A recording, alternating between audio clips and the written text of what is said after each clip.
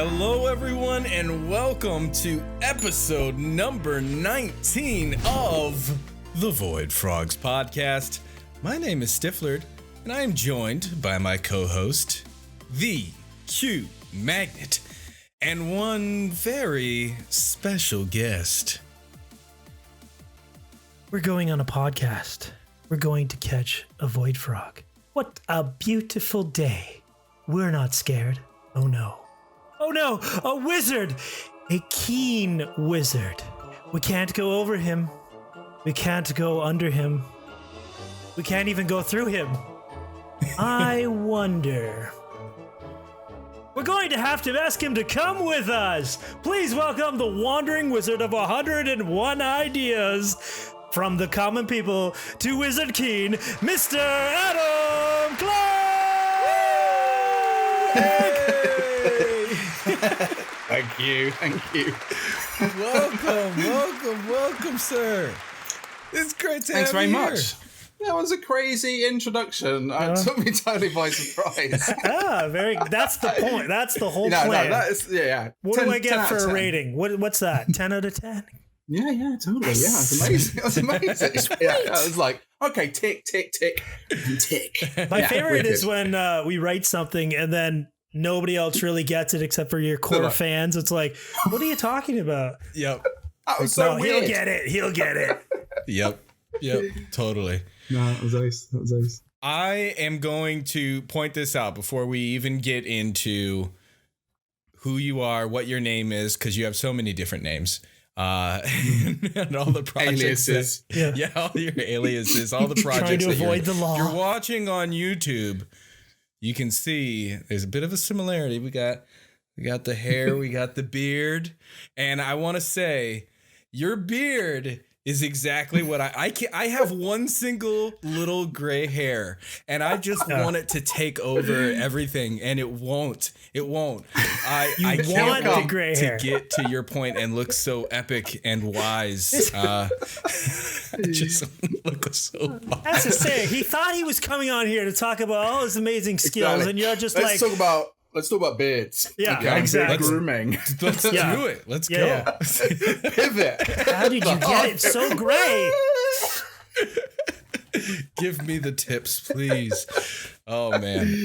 No, it's so cool to have you here. Actually, Q, I know that like the very first question here is like your question. You always ask it. Yeah. But I actually need to know. I don't know what to call you. Like, I know all of your names. Wizard King, Adam Clarke, Common People. Who are you? So I think now it depends on who you are in many ways, and where you've kind of intersected where I am, where, you know. So I know it's the philosophical questions. Yeah. Adam is fine now. You know, I think I own that, but it depends on. For example, like there's certain people that I remember we were at a Minecon once, and my wife was there, my kid was there, and then someone came up and they went to my wife and went, "Where's Keen?" Where's Keen? Who? Who? Yeah. You know. Yeah. Who? You know. So it's weird, and that's kind of being an online person. You know, we kind of and a gamer. You know, so you have different. Different game tags for different situations that you find yourself in. Yep, for you know sure. what, Stifler, you moved ahead too quickly, because what we really have to start off with is, besides who you are, why don't you explain what you do in a brief summary? Oh gosh, this is the hardest question. Right? This is harder than the introspective. Who am I? The existential. Identity. Where am I? What do I do? Yeah. So what I do right now is I make Minecraft maps for a range of different people. Right. I do Minecraft maps for commission. So people come to me and they say, "Oh, can you make a Minecraft map to do this, that, and the other?" And that might be a museum, for example. I've got some care agencies are interested in stuff at the moment. They're kind of talking to me about stuff, and museums we want Rome, we want a kind of Roman map, and that kind of all explores that kind of stuff, and we want educational stuff into it. Or you might want someone else is talking about kind of doing a poetry and storytelling map where we can do live shows with Minecraft and do storytelling and do live kind of building in the background and things like that. Wow. And kind of do big performances, stuff like that. Because festivals and other kind of events where we had a lot of people gathering are no longer viable anymore. So maybe if we do them in Minecraft, we can get an online audience who are engaging with that Minecraft stuff, and also an in-game audience who can just sort of be there in-game and just sort of have fun with it that way. So there's these sort of dual audiences. So there's that kind of stuff. And then there's I run do Minecraft Marketplace maps as well. So I'm busy kind of making stuff for that at the moment. And that's Marketplace is like, it's a bit like YouTube. You got it. It's a content animal. It's you've got to feed it content constantly if you want to make a living out of it anyway. Yeah. Because it's Minecraft Marketplace content comes out every Tuesday. And it's there for a week, and then it's sort of more stuff comes on, more stuff. So it's like it just eats away at things. So so it's those kind of things, and that's kind of what I do. And apart from that, also the non-Minecraft stuff, I do VR stuff and augmented reality stuff, and noodle about with things. Look at that. There's the beat. Wow. I did not expect that on your hit list. I'm just curious. You said you have like live Minecraft poetry stuff. How did you figure out how to get the dirt to like not fall with gravity? I mean, it's there's all sorts of stuff that in terms of the live stuff. Yeah, I like. I did something called Playcraft Live. Right. Yeah. Which was a project in Northern Ireland in Derry, which combined live Minecraft with a live theatre show that was televised, and our actors went in through a time portal into Minecraft, but there was a live audience. And we got 1 million people watch that at the same time through a kind of variety of different platforms. So we had it on Periscope, we had it on YouTube, we had it on Facebook, we had it on Twitch, all these kind of different things. And what that taught me was like, you could do a puppet show, you could do this kind of live show stuff, and put it out and have multiple cameras. We had 5 cameras who were just players in game, and then I had a line editor in my ear shouting at me like, "Get camera ready too." And so each person had to get into position, and we used command blocks. Dragnos was part of that thing where we basically just pressed the buttons and teleported players to different positions so they were exactly the right place for the next scene, so our characters could walk into scene and do things like that. That's so I think cool. The potential is, I enjoyed it at the time. It was stressful, but I think there's massive potential for that kind of stuff, especially in this post-COVID pandemic kind of environment that we find ourselves in. That's very interesting, because that's the thing about you. It's even on the first part of here. You've always been education, bring in the real life, not just playing the game to like build your own little house and stuff, but actually, when we talked about this with James from Blockworks, it's like, it's almost like you're leaving more of a legacy than just entertainment. And that's incredibly, it's unique. Not a lot of people are using Minecraft like that, but to me, it's kind of like, I don't know if it's harder to do that or it's kind of so easy for somebody to go and say, I like Minecraft, I'm going to do YouTube, and that's what I'm going to do. Yeah. Not everybody's obviously successful at it, but you're like, no, I'm going to do YouTube, but I'm going to also go and make these live performances and go into museums, and that blows my mind. Yeah. I think. Well, I mean, I think for me, what came first wasn't Minecraft in a way. It was like, so I had an interest in using art and digital stuff. So before I got my own personal computer, I was like, because I'm like 700 years old, right? So I've been around for a while. Look great. You look when great. I say that to kids, they're like, yeah. Totally fine. All the parents are like, you're so funny. And the kids are like, yeah, he looks it. Fine. So I've been doing kind of workshops and stuff with people and making masks in forests and doing all that kind of stuff for years. And then Minecraft comes along and personal computers come along, and I start playing around with. The first thing I got started interested in was Second Life. Wait, hold up. Did you just say then personal computers come along? You really are 700 years old. I was sitting there in my rocker, and then somebody brought a personal computer. What is that fandangled technology there? But that's what, when that there was a time, and this is what kids, there's a time now when I run a workshop for young people, and I used to do several, and I missed one this Easter. I used to do one in Leeds, and it was generally a Minecraft workshop. And basically, we advertised a big Minecraft build workshop. Come on, and there's loads of computers around. You can kind of do this. For the last 3 years, I've done that, and generally when all the kids come in, they're from like 7 to kind of 9, 13, and they all kind of sit down. I go, okay, we're going to play some Minecraft stuff. We're going to I want you to build this kind of stuff. And a lot of them are just looking at the keyboard and mouse, and they're like, I've never used a computer before. Yeah. And so I have to do this. I have to go, ladies and gentlemen, this is a mouse. In the old days, we used them to interact with the screen. Yeah. Because they're all tablet kids then. Right? Yeah, tablet or console. Yeah. Tablet or console. Especially with Minecraft now, we're really looking at that kind of the younger audience is tablet or console. Not a lot of them have personal computers. And I know a lot of people, a lot of Java players and server owners and map makers and all that are like, oh man, playing on Bedrock is so difficult, or it's so weird, or it's so different, or whatever. But when I was teaching some after school clubs, I actually had one of my students who was 11 years old, I think, and she started crying. She was really upset because she couldn't use the laptop.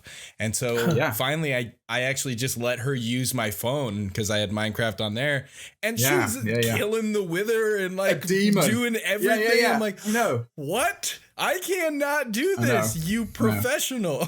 It's incredible. Yeah. And I've got kids on Kindles, and it's quite a slow machine. Yeah. And they the way they are building and the stuff they're building, I'm gobsmacked. It's a bit like remember those old school, and you had neuropsych and stuff like that, who used to build these amazing things with an Xbox. No tools. And they used to be, they were like 3D printers, because they just go like pop, pop, pop, pop, pop, pop, pop, pop, pop, and they'd just be laying down row after row after row, and build this thing up, over time. Roller coasters. Amazing kind of, yeah. The roller coasters is just insane. Yeah. Have you seen those, Stifler? Stuff. The roller coasters? What was it? The Ghostbusters? There's Ghostbusters. There's Nightmare Before Christmas. It's amazing. It's this roller coaster thing. Beetlejuice. The Beetlejuice one is my favorite. Yes. Yeah, I've seen the Doctor Beetlejuice Who, one. they're so good. He hasn't done them for a long time. Yeah. Long time, yeah. All built on Xbox 360. It's insane. Yeah, with people. So they got people together, but they would all go onto a call. I mean, I can't imagine it. That kind of like, the fact that you had infrastructure, and it was so fragile because it's basically on your Xbox hard drive, and then he would output that to make these amazing videos. Oh, but it was a one shot as well. It was all one shot. Yeah, because if anybody hasn't seen these, they're absolutely amazing. It's timed with music. So you're on a minecart and you're riding, and everything you land on has to be specifically timed with how the music ends up with this thing. It blew my mind. I talked to him at Minecon about it, and he was pretty dead set on Xbox version. He didn't like the computer, the PC Java version at all. And he still had issues with the with minecarts and how minecarts work.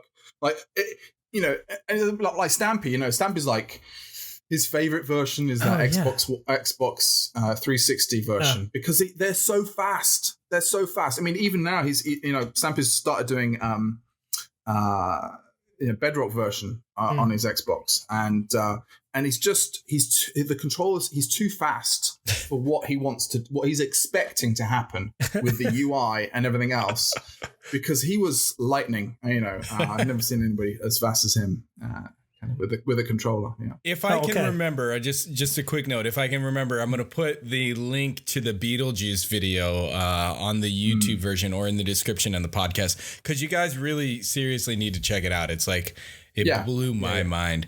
And real quick, all of them are really good. All of them. Yeah, I've got to watch the other ones, but that Beetlejuice one is like, I just saw it again maybe a month and a half ago, and I was just again flabbergasted. So cool. We were jambling all over this episode. I know. Go back. This is great, because the main first point I like to ask people is, and Stifler said you've got many names.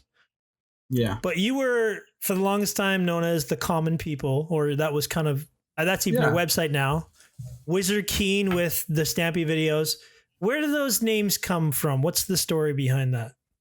Right. So let's go all the way back in time and just do a kind of the potted history, if you like, about how all this kind of stuff started. So the Common People started off, back in the day, I got into kind of, digital stuff and digital video and things like that really early on, and we lived in Cumbria in the north of England in the Lake District, and my wife and I, we lived in this rented accommodation, which is a big rambling weird house called the Common, and it's all these little flats, but it was a big old kind of turn of the century kind of quite posh house, but it'd been taken over by complete weird. Like, there was a guy who lived in the top flat, and he'd been abducted by aliens so many times. Wow. I know. This. We went into his flat. Whoa. And he's. I want to hear more about these neighbors here. This is a good. I know. I'll tell you all about the neighbors. So we were on the bottom. We were kind of in the servant quarters, like at the bottom of the house. But right at the top, there's this guy, and he'd been. We went to his flat once, and we walked in, and there's like all these telephones everywhere. I was like, all different ages, some from the 80s, some really old ones and stuff like that. And I was like, what's going on? And he's like, it's just because he's been abducted by aliens. And I was like, yeah. That's amazing. So he's got aliens, about phoning home, about kind of like communication, about kind of like there's a chip in his neck, all that kind of all that stuff. No, 110%. He was, and he did talks about it. He was like, he's a leading, so he's great. It's like amazing, he's fantastic guy. So we lived there, and that was called the Common. So, and then Twitter arrived, and I was like, the Common People. And that's how the Common People started. Wow. And then 2 years later, Pulp went, we've got a song called Common People, and then I'm like, damn you. So it's nothing to do with Pulp. It's nothing to do with the Common People, the song. It's to do with where we lived. So that's where all that kind of stuff starts. So and then from the that was really my Twitter handle. And then I found on Twitter that I could connect with other people who had similar. The Minecraft community was there. We talk about Adrian Bytemore as being kind of like a big anchor for me early on in terms of a fellow. Older person, right? Another 700-year-old wizard. So you're looking for those states people who kind of who do the Minecraft stuff, and so one of my kind of early Minecraft maps was something that he kind of, and he was like, "What are you doing?" Because I used to do weird things. My first real Minecraft thing was, and this was before I could make money out of it. I've made a career out of it. I was doing like video stuff. I was making plasticine models and animating them at schools and doing that kind of work with people, So, and then at the end of the session, often I would go, "Do you want to play a game?" And the kids were like, "Yeah." I'm like, "There's this game called Minecraft," or there's a game called Spore, which I played as well. Oh, yeah, Spore. I love Spore, and so I started sort of pushing video games into classroom sessions and things like that. I used to make spore creatures. I used to make collaborative spore creatures with a class of kids. Yeah. We used to make this kind of like monster, and then I used to then video the classroom, and then I used to superimpose the monster, kind of going in the middle of the classroom, all the kids going, "Oh." more. And they were like, this is the best.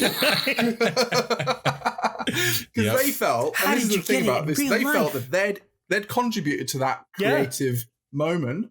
Then that creative moment had been turned into like something so science fiction-y, and they were then sitting next door to their creation as well on a video that I burnt onto a DVD on my Mac, and there and then in the classroom, within an hour, you could do that kind of stuff. And that's the magic of all that kind of digital stuff. So that's why I started doing it.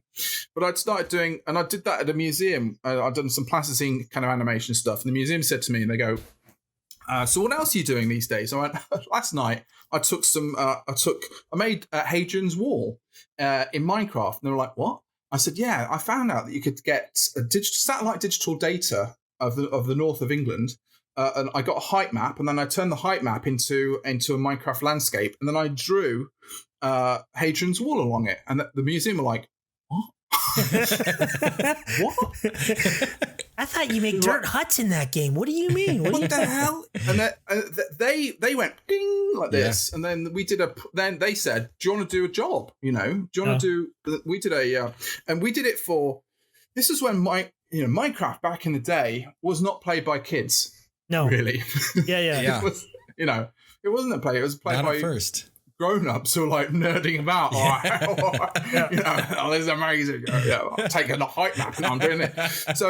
So I did a museum at nights project where we played with my virtual kind of north of England Roman map of Hadrian's Wall, and it was for over 16s. It's like kids were not allowed.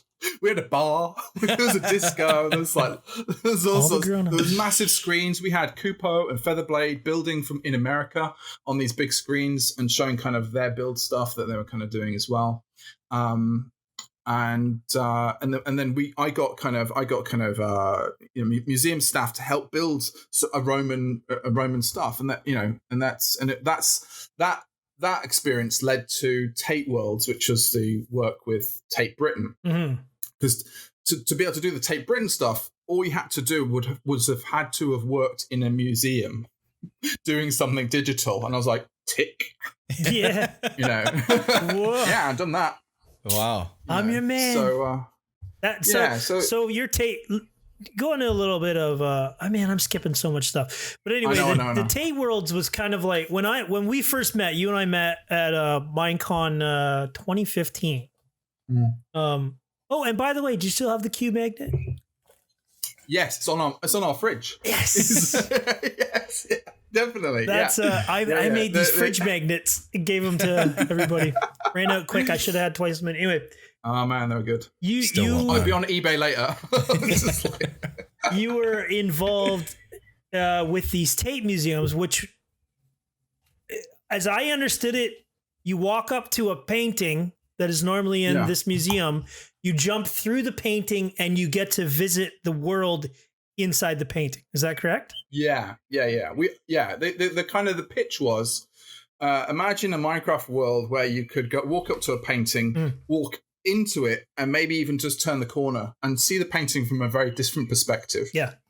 So it was really thinking about art history from a very new perspective and trying to talk about why a painting was there in the first place, maybe reveal things through Minecraft's unique structure, which meant we could do adventure maps and learn about art at the same time. Yeah. These two things I saw them as being kind of completely compatible. I'd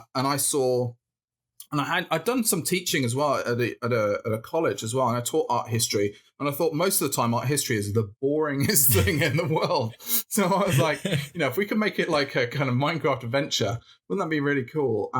So that's kind of what we did. And the way that happened really was, and that kind of, what Tate did was Tate validated the way Minecraft could be used within museums. Before that, not many museums had done this kind of stuff. Not many museums had even considered attributing a budget to it either.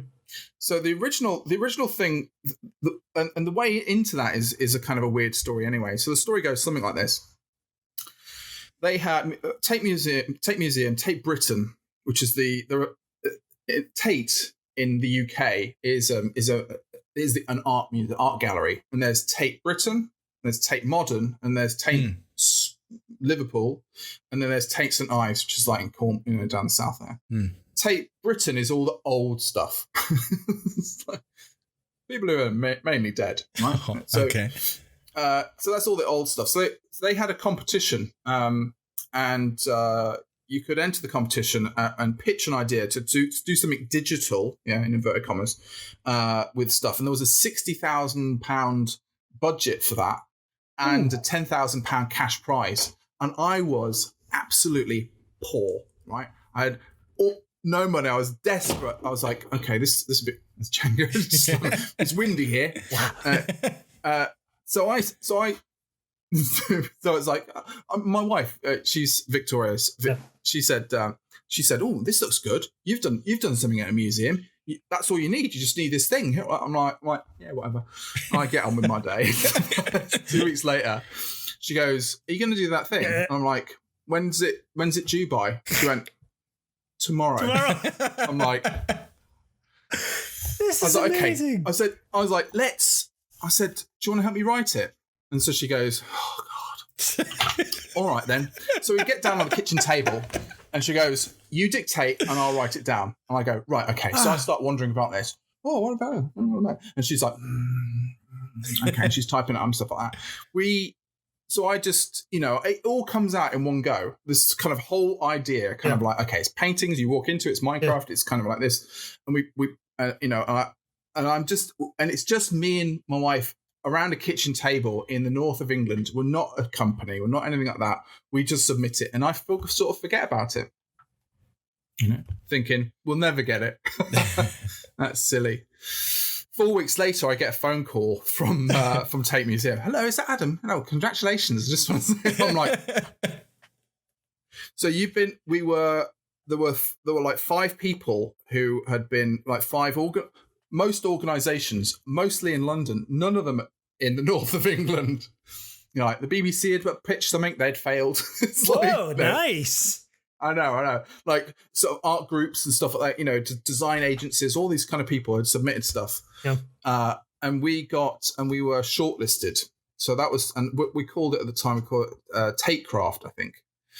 And so I had to go down to London. I made a little video of me going, and sort of pitching it. And then I remember my aunt who lives in London, she went to Tate Britain one day. She phoned my mum hysterically up. "I've just seen Adam. He's in the Tate Museum. There's a video of him. What's going on?" What's going, So, and I sort of pitched. So what I pitched basically was I said, I'll be a producer. I'll get the best Minecraft people in the world to come together and build all this stuff. So anyway, it goes through. There's a public vote. There's also kind of other people as well voting, stuff like that.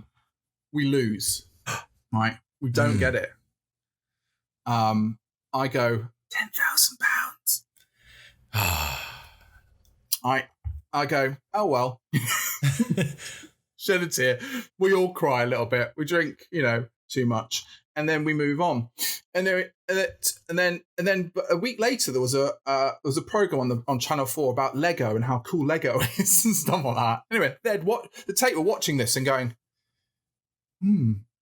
Lego's a bit like Minecraft, isn't it? They phone me back. They go, "Look, really sorry. We made a mistake. You didn't win the prize and stuff like that. We can't afford that £60,000 budget, but we have got a bit of a budget. What do you fancy it?" Yeah. And I'm like, yes. I'm like, yeah. Wow. Like, so there wasn't a cash prize, but there was a fairly substantial budget to kind of build this kind of stuff and that was the start of my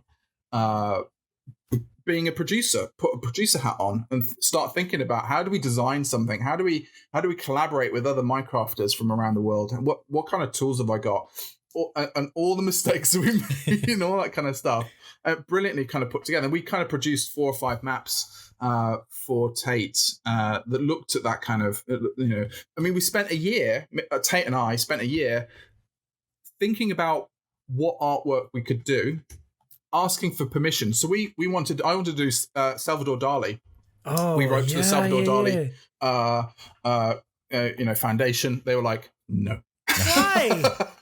Minecraft, because it's a video game, and this is the thing. Loads of people they were like, it's just belittling your, this our artwork. Our artwork is up here, right?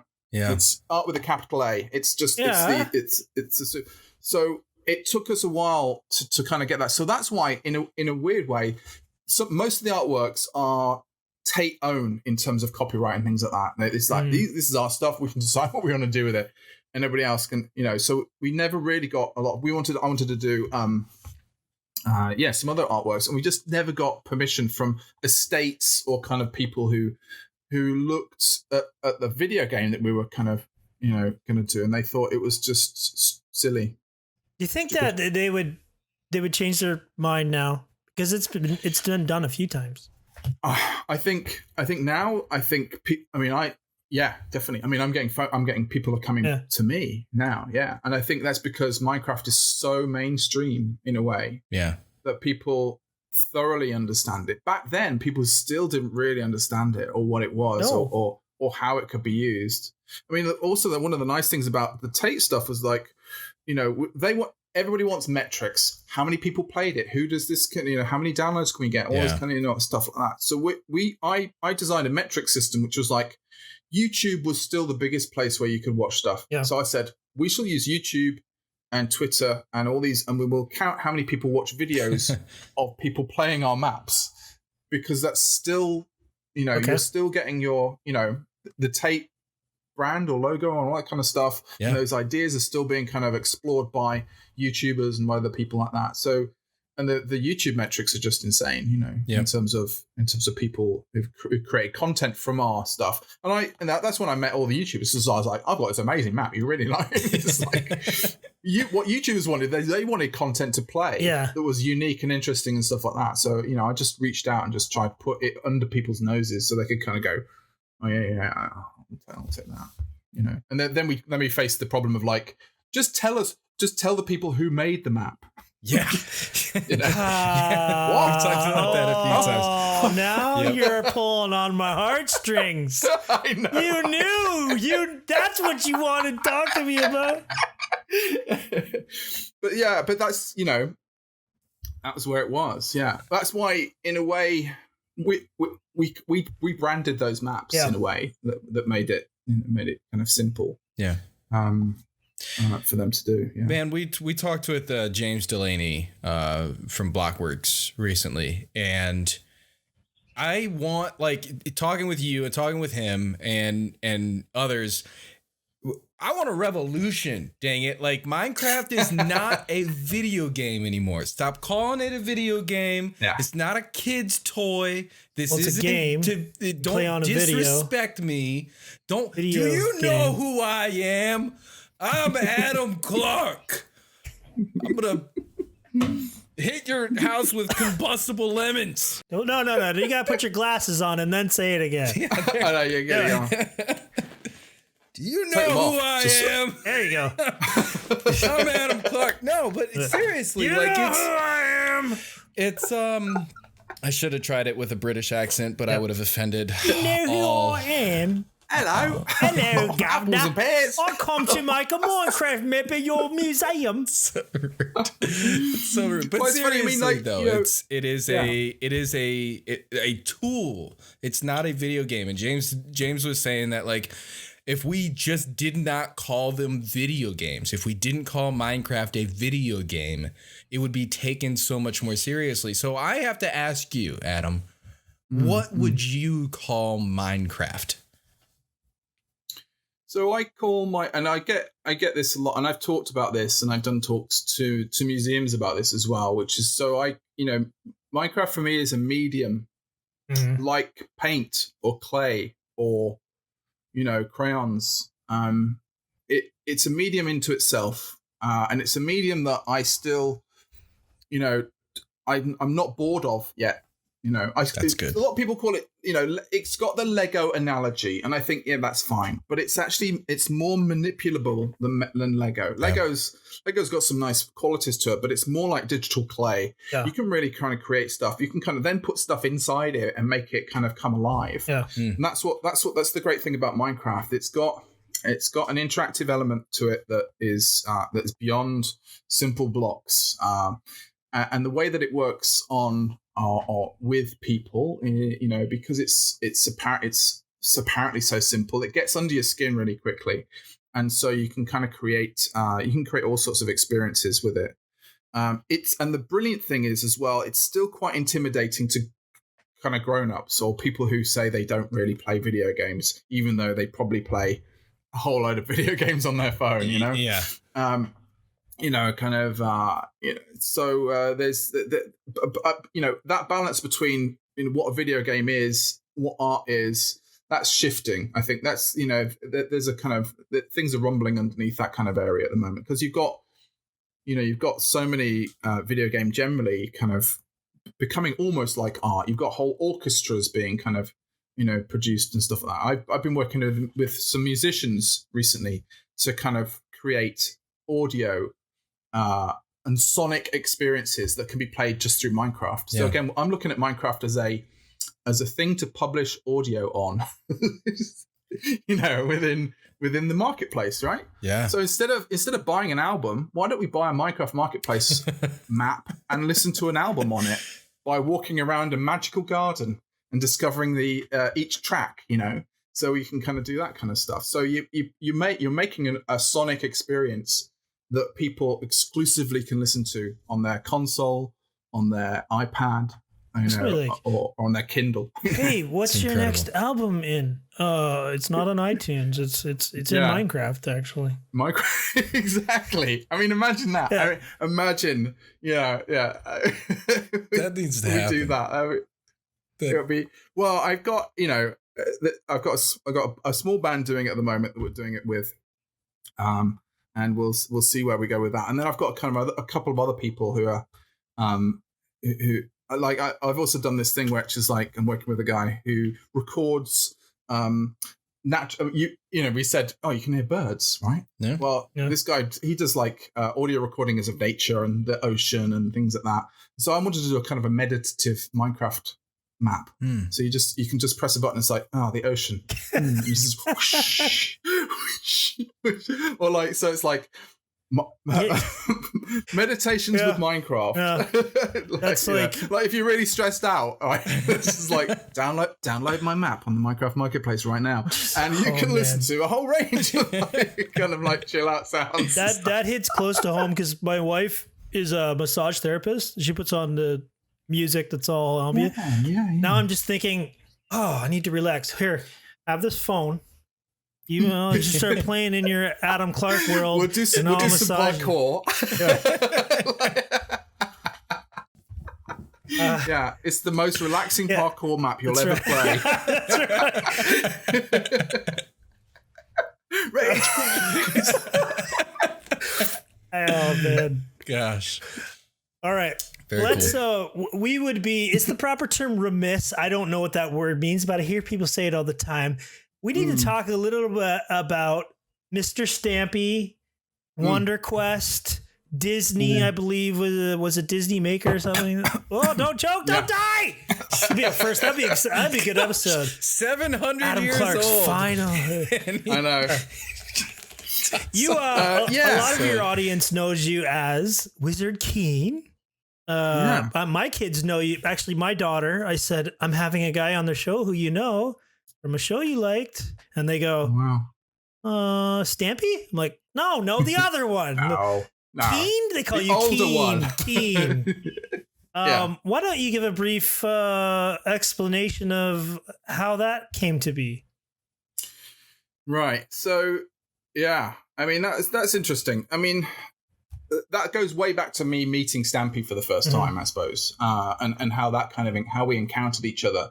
So I started YouTube really to So I was working in schools, and what I noticed about schools were I could do a workshop for the school. Hello, everybody. And I'd do a kind of a demonstration about stuff, and then I'd leave, and the school would kind of go, we've forgotten what you did. Nice. So I was like, I'll make you a tutorial video about how kind of this stuff works. Oh. So I made a tutorial video. I did one which I did. Remember ages ago, you could make Minecraft papercraft stuff, yeah? Yeah. And they made an Don't app say ages ago. Come on. I think you can still get it, to be honest. I know. But anyway, but before they did that, there was a way of doing it, yeah? So I made a video called Minecraft papercraft, and I did it. It was like almost like a top down, a camera from above, and you saw my hands kind of cutting the thing out. I didn't show my face. I never showed my face. I did a cut out thing, and I made a kind of Minecraft papercraft thing. I put that on the internet, and that was really for schools who I'd done a workshop with. Right.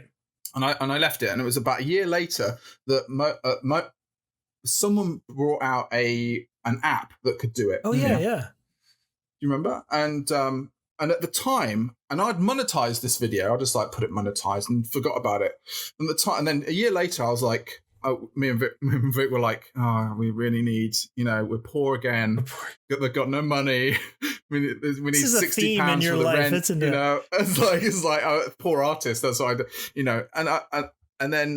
And Vic was like, you just got to believe the universe. The universe will provide. And I was like, stop the universe. Right. I need to get, Anyway, weirdly, £60, exactly the right amount of money appeared in my account.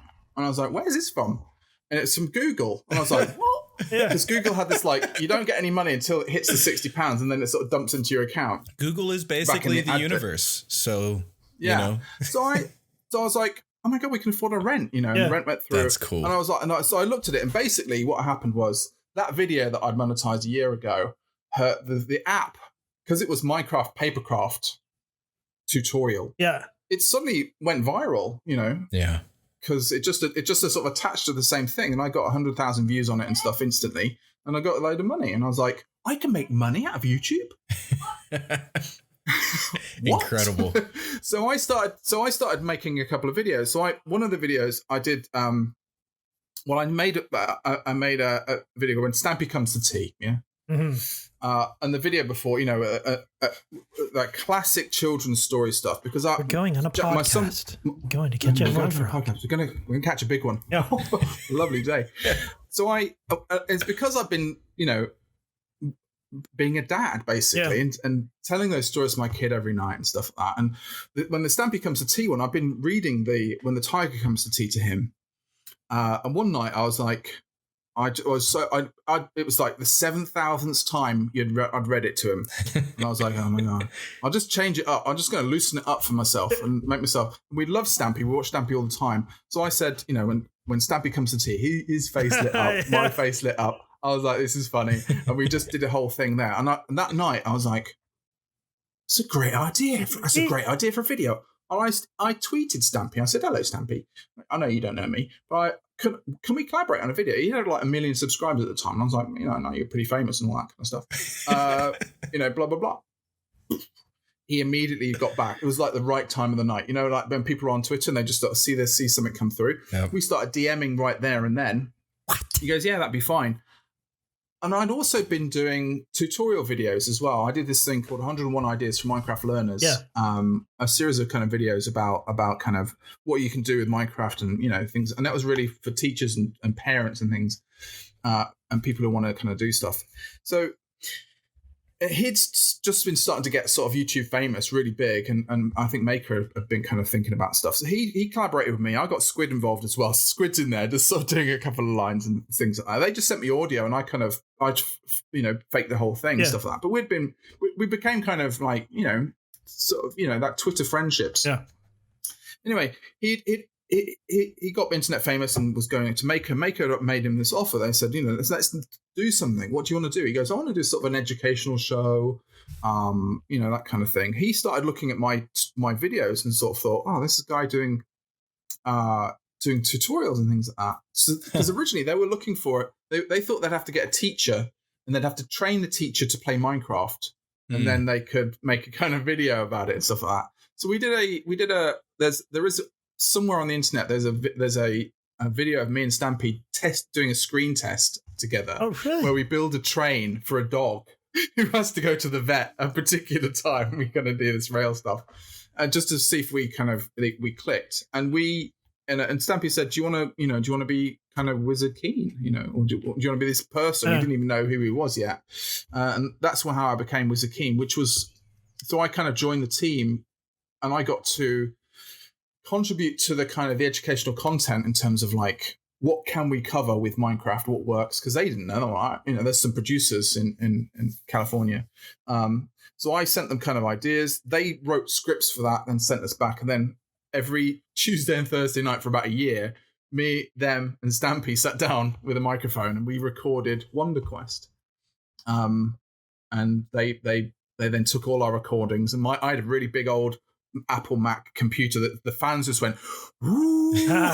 We're like, "Please get a new mic, please get a different computer, this is awful." Because all you can hear is this wind blowing out the back of my MacBook. So it's crazy. And then my Jack, my son, being put to bed. Can you just be quiet? And I'm like, "No, I'm Wizard Keen." "Hey, Stampy, get away from that. Put that dog down." And all this kind of slightly posh wizard who he became his character, became his own thing. So it was a real joy to kind of create a Minecraft show with Stampy and learn all that kind of stuff and do all that kind of, and that taught me a lot about the kind of the back end of things, about performance and things like that. And being able to contribute in such a rich way towards it as well. And then I think the best, the thing about me and Stampy had been doing Minecraft videos, so we kind of knew that one. But then we did the animated show and never done animation before. And animation is, so there's a 5-minute kind of, it's called I Wonder, where they completely animate us. And the way we did that, we've got a script, and when you do the script, and I did the script, I recorded it all at home. I never actually met Stampy during the whole production of Wonder Quest. It was only after the launch, and they said, "We're going to launch in Los Angeles at the YouTube studio in Los Angeles." And I was like, "Okay." And they're like, "We're going to fly you over." And I was like, "Oh, I've never been to America before." Yeah. Or on a big plane. Yeah. so it was like, so I arrive. That's when we first met Stampy. And it was weird because we've been working together for a year. And there's that kind of moment where like, "Hi. You're a real person. Do we hug?" I know. Do we? Yeah. It was a bit awkward and a bit weird and a bit, and then it was like, "Right, let's get on stage." So we're all sitting on stage on some stools. "Hello, everybody." A lot of these children, That's cool. It's fun. It was fun. It was fun and amazing. So I just want to point out real quick. All right. So you were at some point, you were living in a flat with a man who'd been abducted by aliens, barely able to scrape by, paying rent, working in education, which is not the most glamorous job in the world. And you shot your shot. You sent a message out to Stampy, and I'm assuming that completely changed your life, maybe? A little bit? Yeah, no, I think, no, it did, because because after that, you see, you can go to, I've been to, this is the weird thing. So, I mean, more recently, you go to an event, a Minecraft event, and you sit at a table and there's a queue of 200 kids all wanting your autograph. Yeah. What? That is a strange, it's strange and wonderful and quite a weight of responsibility to be that person, that character, that kind of, to think about, people look at you and think you're funny and stuff like that, but you are a wizard, weirdly. So there's certain characteristics that both Wizard Keen and me have kind of joined together weirdly as well. Like, that I wasn't aware of. And we've kind of grown into each other. Wow. But it did. It did change everything. Yeah, I think it's just incredible because you just sent him a tweet You know, and we've heard other stories of that sort of thing. Like people, you just ask and prepare yourself, you know, or you just stay up and get the wife to write a little paragraph, and the museum says, "Here you go, you won."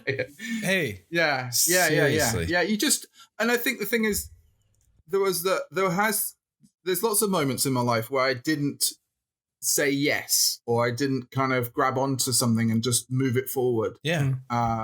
And it's hard to do, but I think it's very possible to do, and I think it's something that you can learn how to do. Mm-hmm. And you got to be in the right frame of mind as well, to be able to kind of go, yeah, let's do that. And it's just everything that kind of flows out of you moves you invariably forward in the direction that you want and dream to go in. Yeah, for sure. Shout out to all the spouses too, who push us and they're say, amazing. Oh man, without Vic, you know, saying you should just do what you want. Like, what? You know, she spent years telling me that. Years. And you never just listened. I know. What? You saying to me? What about a Wonder Quest? You've got all these ideas. Season 3, is that never going to happen? Right, yeah. So here's a sad story about the end of Wonder Quest. So obviously Wonder Quest was produced by Maker Studios and Stampede. Yeah. So they were both the kind of production kind of money that kind of came together to kind of produce that. We had season 1.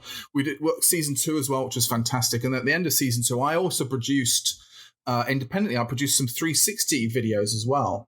So I was the producer on those videos that kind of got added to it. And I think that was like YouTube were trying their 360 stuff at the very first time, and they were like, "Here's some money," you know, and they were like, "Maker like Adam, you do it."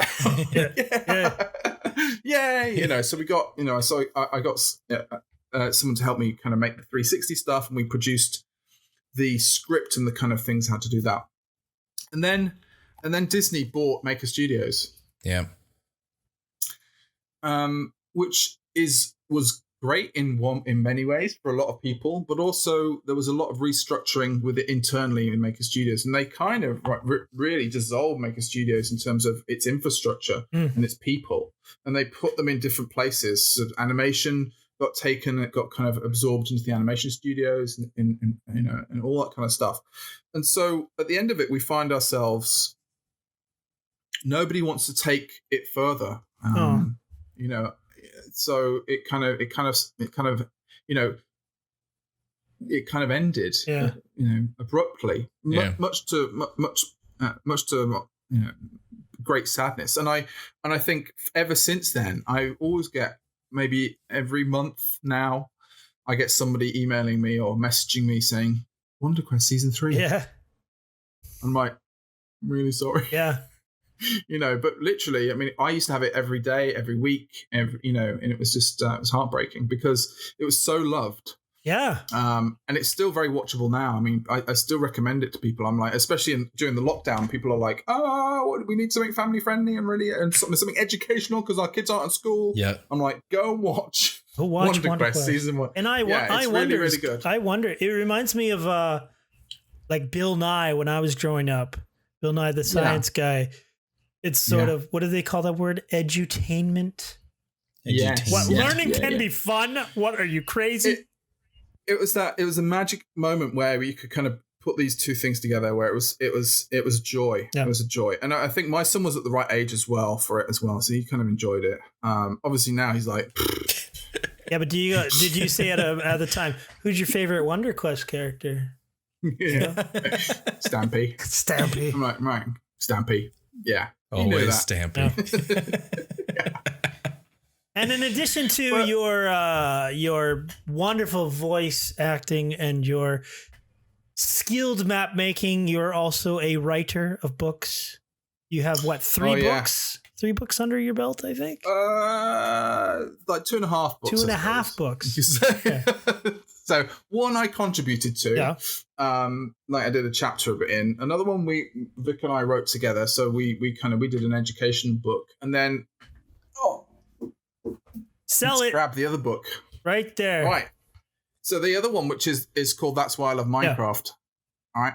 So, and I didn't write it, but I did all the pictures. I did all the builds. So the builds are like crazy big builds. How are you building that woman there?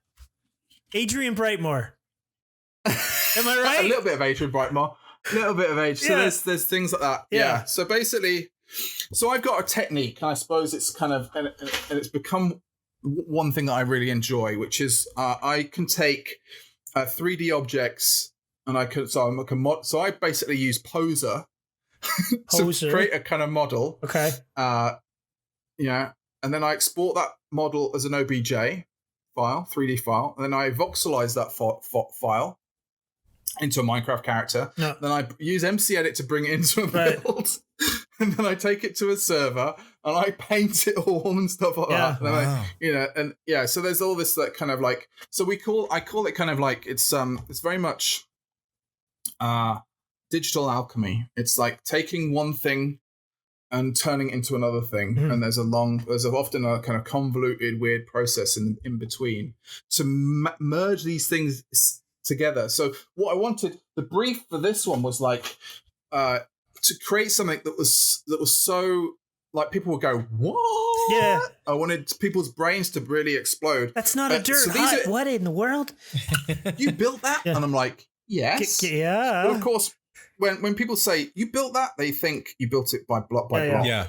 And just say you did. So we got things, like that. Yeah, that's so cool. This book as well. I mean, this is all. This is the sky in the background. That's Cumbrian sky, right? So it's highly photoshopped. It's at university I did illustration. Mm-hmm. Right. So that's what I did as I like drawing and painting and things like that. And I did illustration at university. So that's why, I like kind of painting that picture, bringing all those elements together, telling a story, kind of putting it back together again. And that's what I kind of do in Minecraft as well at the moment, which is like, you bring all these elements together, sound, scale, builds, a little bit of gameplay. My favorite thing about that book that you have is on your YouTube channel. You called it Minecraft Life Hacks for Lab Kids. Yeah. So Life Hacks for Lab. It's on your video for Lab Kids. You need to go and update that title. I was like, for Lab Kids, Minecraft Life Hacks Lab. Well, I'm just telling you. I'll send you the link. It's a bit of a mouthful. He doesn't even believe me. No, I do. He'll find out soon. In your chat. We just put some stuff in their eyes. We just testing the makeup on them. For Lab Kids. I'll have a look. It's only been up there for 9 months. I should take it down. Anyway, very good. Yeah, don't worry. By the time anybody looks at that video, we changed. Life hacks. Lab for kids. Well, go click the links in the description down below because we're gonna have links to those books. Yeah. And definitely do not buy the book off Amazon. He doesn't make any money, people. No, I'll give you the link for that. We got no. Yeah. Well, we set up our own little website, and that's got kind of a way of doing it. So it's like we funnel people towards there. Yeah. Yep. I used to work for a book printing company. We would print those exact books, and I actually did all their behind the scenes development stuff. And so I know firsthand what you're talking about. People go buy 5 books. All right. Do it. Support this project so that he can get another 1,000 books printed. Do you still have the original run, or have you had to get multiple runs? Oh, we've got boxes of books everywhere. Yeah. As you do. That's why, it's distribution is always the hardest thing. And I think that's why I like, not only with Minecraft Marketplace is good for that because they control the distribution. Yeah. Before we had to put things up on, on a range of kind of sites, and they were all looking for ad money to be able to kind of make it work somehow, So it's always been tricky to kind of find a way of honestly kind of putting stuff out. Even like the Minecraft Education has even got a nice website, nice library for downloading all that kind of content too. So it's about funneling your work so it can be seen by an audience at least and played with or kind of looked at or kind of observed or, used. Yeah. Well, before we move on away from books, I don't know if Q has any more questions. I do have one request. We will help market and promote your book. your you. whatever Thank you. book and your next book. We'll do that. Okay. We'll help One with for distributing. lab kids is top of my list. All the But lab you- kids out there, In get the book, Minecraft hacks. we need a void frog on one of the pages. Like we need the build and in Just the book in print. Put it Yep. in. Reprint. Well done. All right. Or Thank you. when the Void Frogs went to tea is the next book. Yes, we should do like just of a dimension of its own. Yeah. I went through a green dimension, and it's just void. All these frogs are going to go. These ideas are coming. These ideas are gold. The void frog dimension. Yes, please. And hey, and I think that's a good deal, and we'll promote your book. That'd be great. That'd be lovely. All right. It is now time. You've seen the show before, Adam. It is now time for Rapid Fire.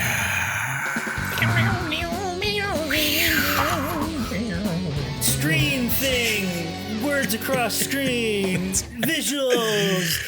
CGI. Hollywood gosh. blockbuster. Yep. It's probably already got. I'm probably just doing this. Anyway. Yeah, you're just. There's a section in the show we like to put you on the spot, give you some random weird questions, and you like stories, so you can make up your story, whatever you like.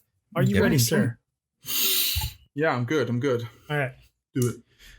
5 questions. Question Let's go. number 1. There's a new product on the market. It's all the rage. Every kid wants it for Christmas. Every ad on YouTube shows it. Every animal is frothing at the mouth to get this thing. Aliens are invading the planet to get it. Stock market has completely frozen until the product has released. It's called the Adam Clarke. What is it?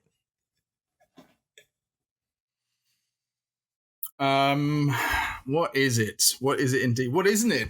What isn't it? Yeah. Isn't it? Wow. These philosophical questions. That is the best way to answer a question. I don't know if you can top that. You might have to go to the second question. What do you want it to be?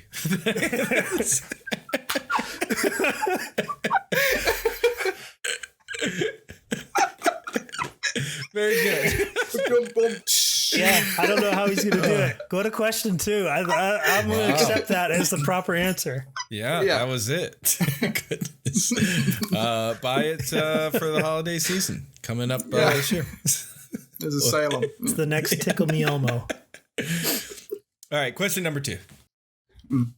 You have been commissioned by Lego to create a statue of the greatest human to ever have lived out of Lego, obviously. Who are you going to make? And where will you build it? Good question. Tough one as well. Greatest human being. Mhm. Single human being. Single human Or being. perhaps 2 human beings. Ooh, stretching the budget, eh? Well, if we could stretch the budget, I would say let's go with Bill and Ted. Yeah. Whoa, Ooh. nice. Yeah. They In are Lego. kind of like Yeah. a unit, aren't they? Oh, You know, I think that would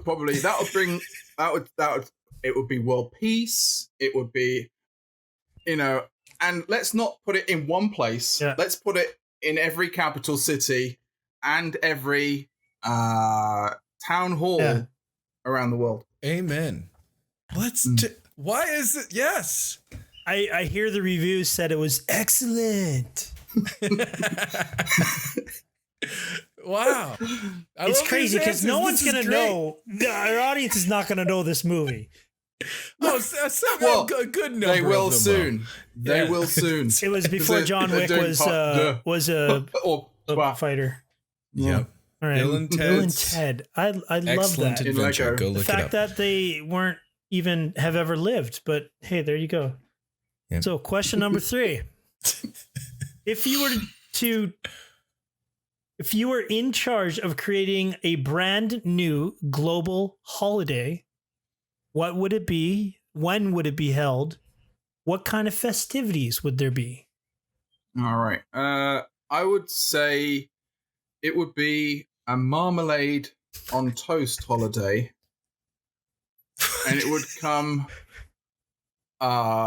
during the month of October.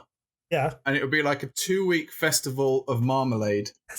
So you'd have a range of different marmalades and a range of different breads. Yeah. All different kind of toasted, different types of toast, different kind of butters that you could use on top of them as well. And then the whole range of marmalade. And it would just be, so it'd be like oranges, and orange would be the kind of the main color for everybody. Everything would be orange.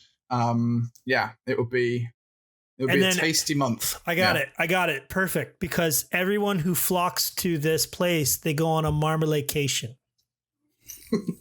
Yeah. It's the annual marmaladecation. Can it start on my birthday? When's your birthday? October 10th. It'll be right in the middle of the month. Oh, yeah, totally. October 10th. Yeah. The beginning of the Marmalade Festival.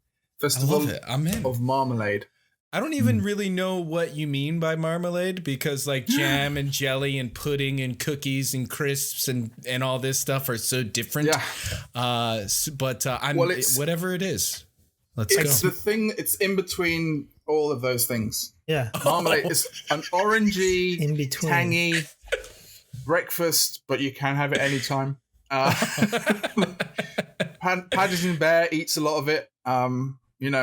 It's the food of life. I love this. It's a sweet, orangey, tangy. On toast is the best. I think that these might be the greatest answers we've had in an episode yet. These are good. I'm enjoying this very much. Let's try another one here. You're gonna love this one. Question number 4. A witch has cast a spell on you, turning you into an inanimate, non-electronic object for a year.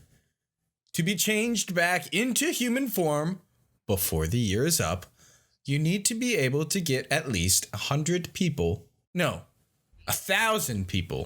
to touch you. What inanimate object would you be?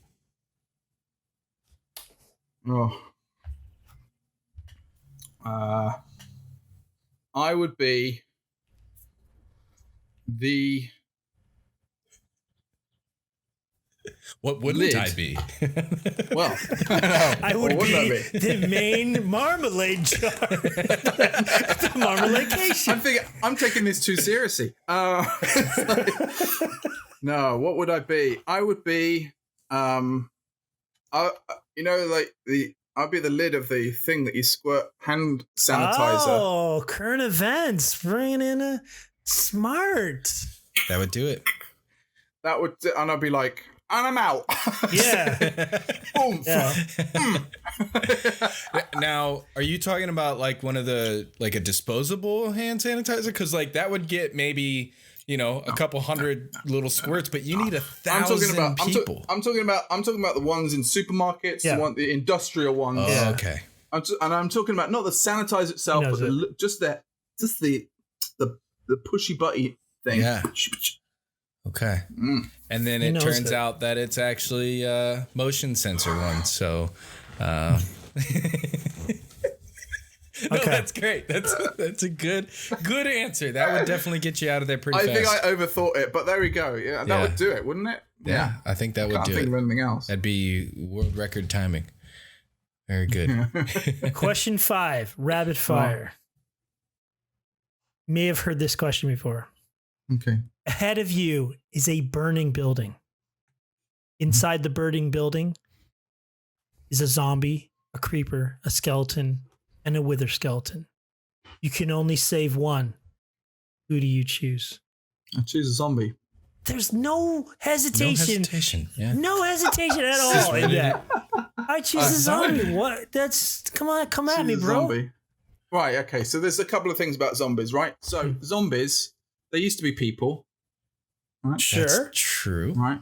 Yeah. I mean, of course, skeletons did, but there's been a serious... Are they really a person, though? I mean...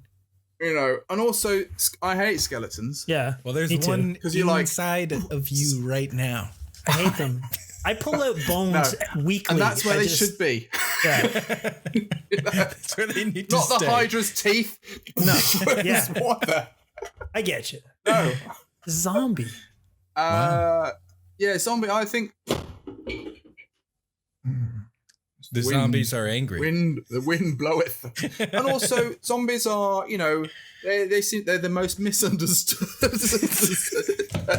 They don't mean to eat you. They're just hungry. Oh, goodness. Have you ever heard, there's a song called R.E., like regarding R.E., Your Brains by Jonathan Colton. And it's from the perspective of a zombie. And he's like asking hey, Tom, it's Bob from the office down the hall. Like, he's like, I'm a zombie now. Can I just eat your brains? It's actually hilarious. It's a really good time. But you're right. Like, zombies totally misunderstood. Yeah. Totally. They're lovable. Oh, I don't hug them, but No. Yeah. Good job. Thanks for playing Rapid Fire, Adam. We've got one more segment here. All right. Now, this is where it gets serious, okay? Yeah. No playing around anymore. Serious. All right. Trivia. Void Frogs Trivia.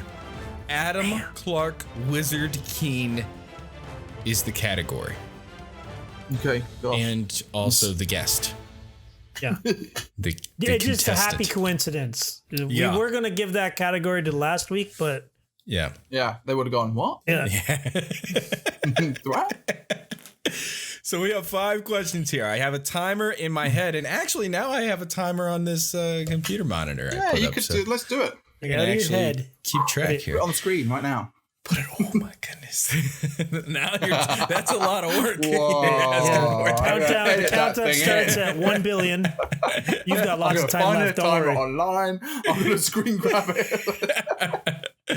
Oh man. Okay, so 5 questions. If you get all 5 correct, Q, what does he win? Wonder Quest Season 3. Yes. As a dream. Yeah, as a dream. The crowd We'll goes project wild. that stuff into your brain tonight. Awesome. Yeah. Okay. So you'll win Wonder Crest Season 3 as a dream. Wonder Crest. Wonder Crest. It's a new type of Crest. toothpaste. You're talking about Wonder Crest, right? Stampy did start a channel called Let's Cress because of Wonder Cress. But anyway, Cress. you'll see it. Go and find Stampy's ready. Cress channel Wonder Crest. and why it got made because of Wonder Quest. That's Crest. funny. That's funny. Weird. Okay. Let's do this. Are you ready? Okay, sir? I'm ready. Yeah, I think I'm ready. Yeah. Question number 1. There is an extremely famous fresco painting called The Creation of Adam. It is the depiction of God giving life to the first man, Adam. God is dressed in white, flowing robe and reaching out, pointing his finger, nearly touching the hand of Adam, who lies there, unclothed. Who was the artist? It was let me think. It was a turtle. He was a teenager. You like pizza? Was it Michelangelo? Yes, very good. Ding! The artist formerly known as Michelangelo. Excellent job. Very good. Very good. All right. Question You're number. up. Question number Yep. 2. One for one so far. 1 for 1. Okay. You're The most try this. famous superhero of all batting time, 100. Superman, is an alien who crash landed on Earth as a baby carried by a small ship traveling from the distant planet Krypton. Mhm. He is adopted by Earth parents who name him Clark. See what I did there? But what was his name on the Kryptonian, his Kryptonian birth parents gave him? Oh. Cal. His name is Cal. Cal. Kal-El. I mean, L is the second name, but because Jor-El is his dad. He knows it. Yeah. This is a real trivia master here. You got it. I'm inspired. Kal-El is correct. I was job. like, but it's there. It's there. It's in there somewhere. Oh man, this is great. Okay, I'm so relieved. I to no disrespect of any of our previous guests, we've had a number of guests them. who They don't know anything, Adam. and they They're You see this? You see that? clueless. See that shelf up there? That's like kind of like the comic book. It's my Yeah, man. my little comic shelf. So yeah. Loving it. I love my stuff. We've done trivia with past guests. They're like, I don't watch movies. I don't watch shows. Well, what do you do? I sit in the you're corner. asking the right movies and you're asking the right shows, and That's true. Yeah. Well, thank you. All right. I feel encouraged again to continue asking these types of questions. Do it. Let's go to question number Question 3. The Wizard is a 1989 Wizard. See? American See, Wizard. family film starring Fred Savage. American. You know all American family films from the 80s. The film follows 3 children as they travel to California to compete in a video game competition. The film is notable within pop culture as officially introducing audiences to this incredibly popular video game. What game was officially unveiled to North American audiences in this film? Yeah, you got me. But I want to say, you see, I would go with, as a guess, something like Joust. Yeah. But I suspect it might be something along the lines of Donkey Kong or something like that. But I don't know. Okay. No, you see, if your faces are saying no. Should we grant the lifeline of multiple choice? I'm gonna grant it. Your multiple choice options are. Oh, he's so lenient on the Void Frogs trivia. Look, I like him. I'm lenient on the people that I like. All right. Your multiple choice. Donkey Kong. Legend of Zelda. Doom Eternal. Super Mario Bros. 3. I would say, because it's called The Wizard, right? It would probably be Legend of Zelda. Sort of makes the timing right as well. Yeah. It does. It makes the timing very right. But you're wrong. You're completely wrong. Completely wrong. Damn you. Yeah. Get the star! Get the star, he says! Show. The answer is Doom Eternal. Doom Eternal. No. Super Mario Bros. 3. Oh, jeez, really? Really? Oh, man. Yep. Go and watch I'm the movie. Sorry. All right. There goes your we'll watch the perfect movie score. now, yeah. I'm sorry you won't get There you go. Wizard Quest 3 season 3. Wizard I won't get it. I won't get that dream. I've already had the dream though.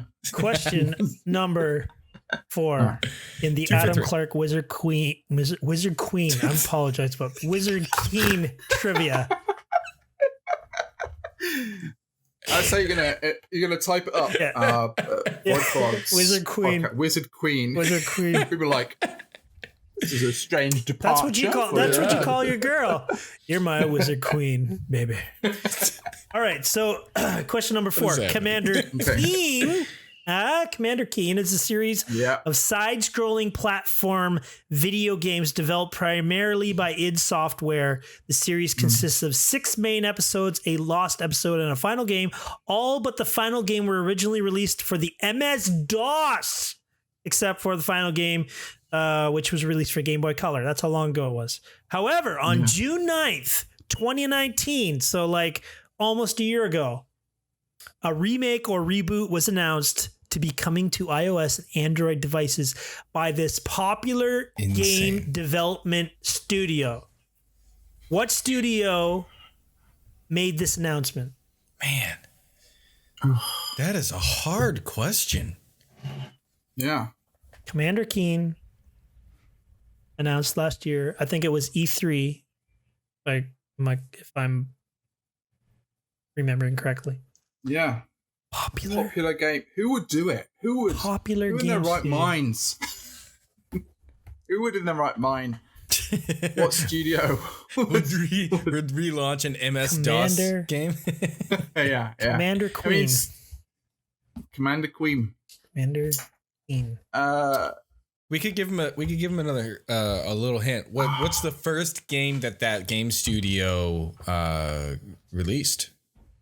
Q, you're gonna have to look it up. Let's find out. I can't look it up. Let's Google it. Gridiron for the Amiga, 1986. Oh God. Wow, that was way too long ago. I wasn't expecting that answer. Wayne Gretzky Hockey, 1988. Hockey League Simulator. The Terminator, NCAA. But did a lot of sports ones. Wow. Yeah. Sword of Sodan. Home Alone. Where's Waldo? I'm going to give you I am not naming the 5 popular game they known for because then you'll get it. Yeah. No. Well, yeah. Okay, Q, in 5 seconds, you can name the popular game that they're known for, but we're going to have to give them a... Yeah, go on then. Yeah, give us that. Give us that. I know everybody in the comments like... Yeah. All those Commander Keen players. Yeah, all those like... I'm such a nerd. I was like, okay, Commander Keen, right, okay. I'm like, someone's doing a new one. What? Okay, I'm not going to tell you the popular game, but I'm going to sing you the theme song. Okay.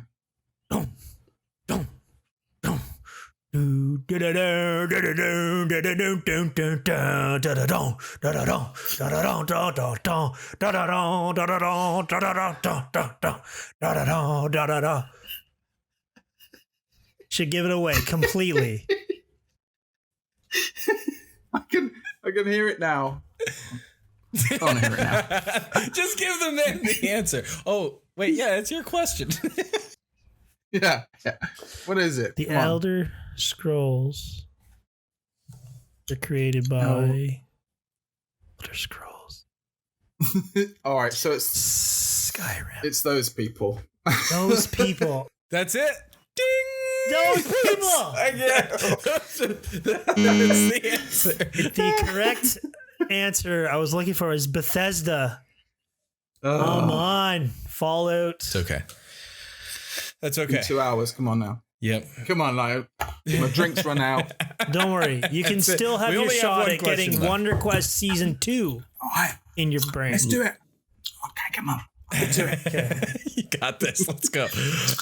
Common People is a song by the English band Pulp. Yes. Yes. It certainly is. In May of 1995, off their album Different Class. In 2004, a cover version of the song appeared on the album Has Been by an artist primarily known as an actor for a popular television series and some commercials.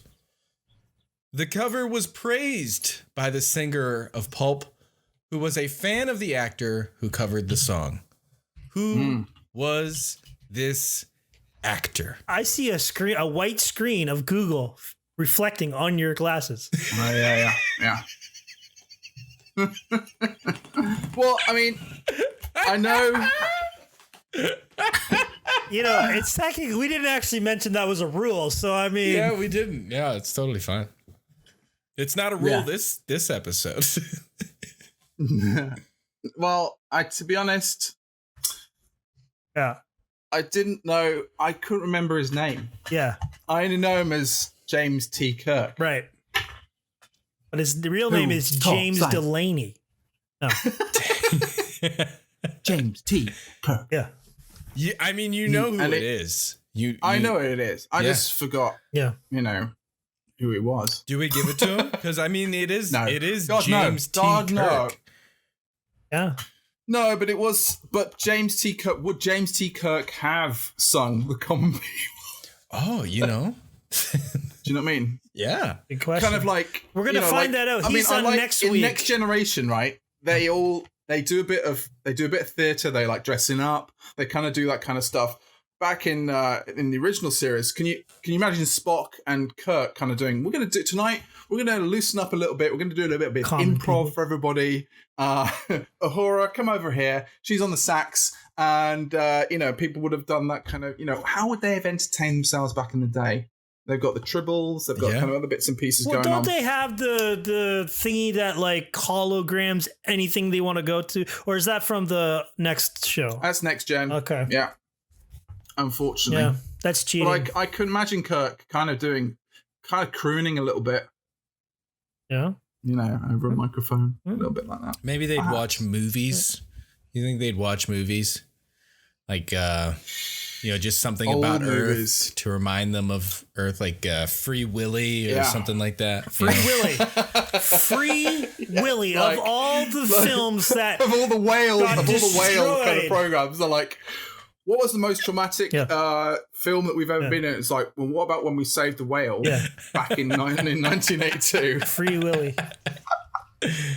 We're so scarred by that. We like watching Free Willy to remind ourselves that he was a sentient alien being. Yeah. As a species. Exactly. Right? Yeah.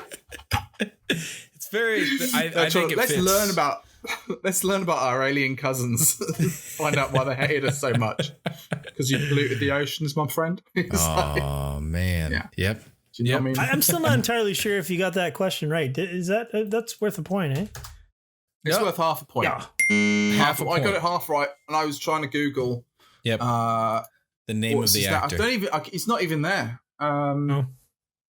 James T. Kirk. William Shatner. William Shatner. Yeah. William. Mr. William Shatner. William. Is he a sir?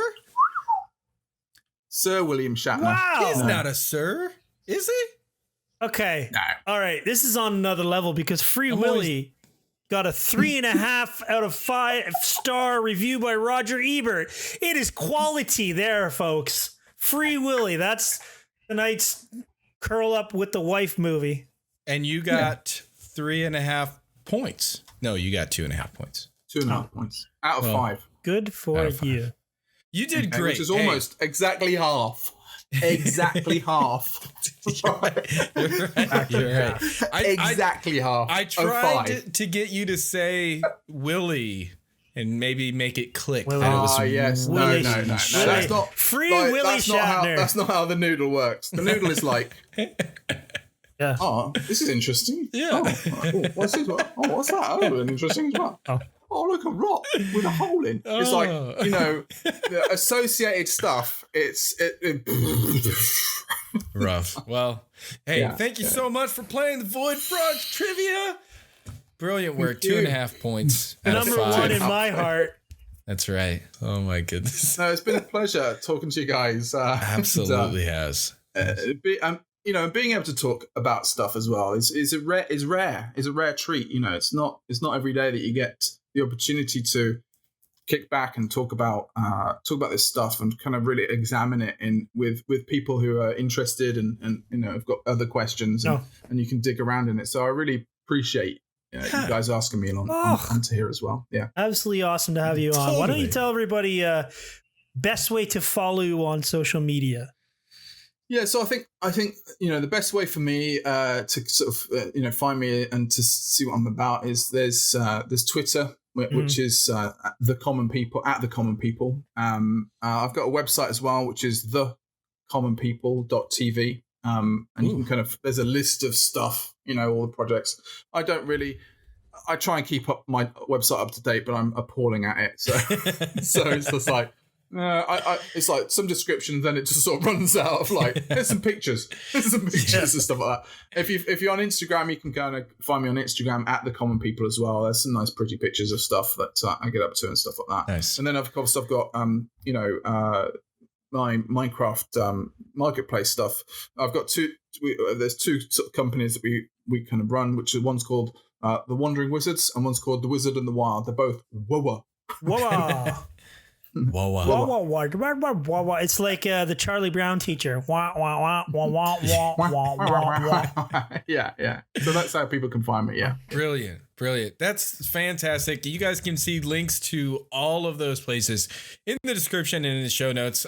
Go and follow Adam, the Common People, Wizard King, Wizard, the Wizard Man. Go and check out all of his work. Oh, and one last thing.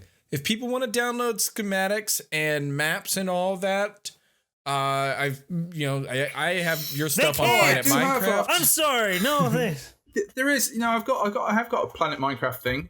So there is a Planet Minecraft place, so you can go down there, and I've got a few bits and pieces on there as well. Yeah, cool. Sure. So Marketplace, go get his latest stuff in the Marketplace. But if you want to check out like this human body thing behind me, then go to Planet Minecraft. So thank you again so much. This has been such an awesome time chatting with you. My pleasure.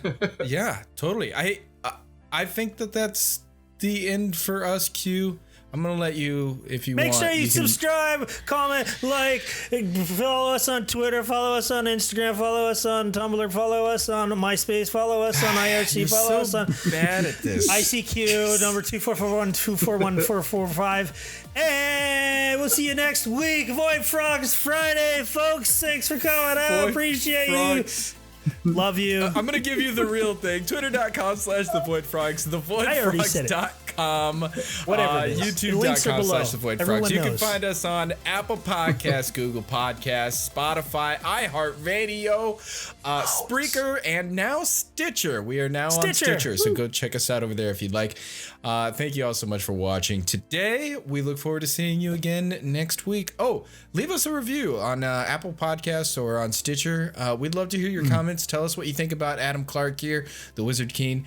And maybe if you guys like him enough, we'll ask him to come back in the future. If you don't like him enough, though, then we definitely won't ask him to come back in the future. Well, maybe not. But that's not. Man, that's harsh. What a note to end on.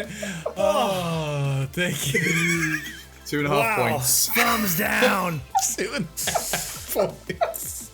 Goodbye, everyone. Holy cow. Bye-bye. Ta-ra.